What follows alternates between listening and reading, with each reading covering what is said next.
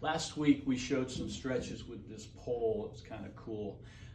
When it comes to stretching, a lot of controversy. Should you, shouldn't you, before, after, how do you do it? What's the difference between a warm-up and a stretch? Let's talk about that.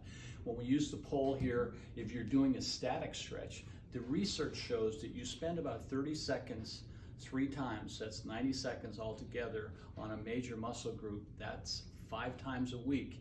You're gonna benefit from that. Now, it's not clear whether or not you're talking just static or dynamic all the time, but most of the research shows that you get the best bang for your buck doing that static timing of 30 seconds 3 times.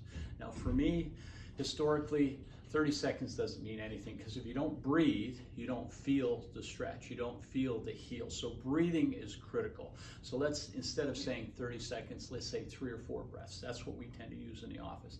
Now, timing too. Who has time? Most people, it's very difficult to get patients to be consistent, and consistency is everything. We call it dosage.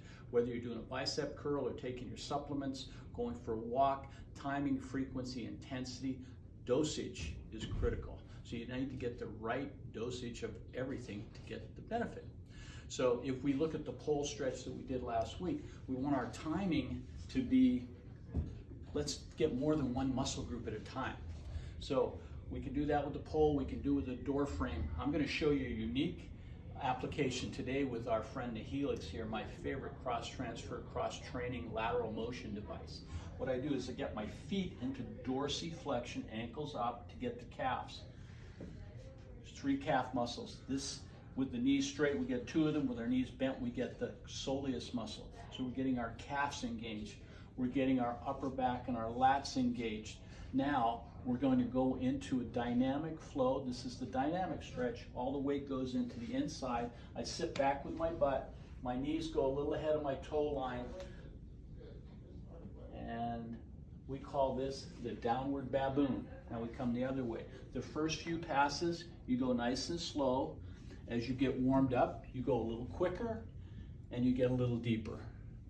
So this is a dynamic, obviously. Now, if we wanted to accentuate the static part of this, we're doing what I'm doing right now. I'm into this position deep on this side. I let that foot pivot out a little bit now.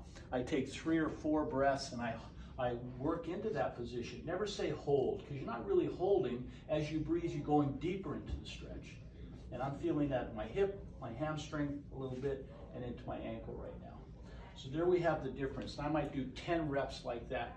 And again, you hang back, you can get your lats and your shoulders.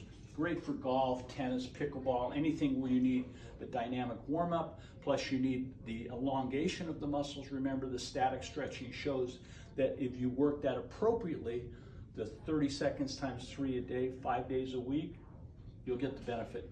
Try it.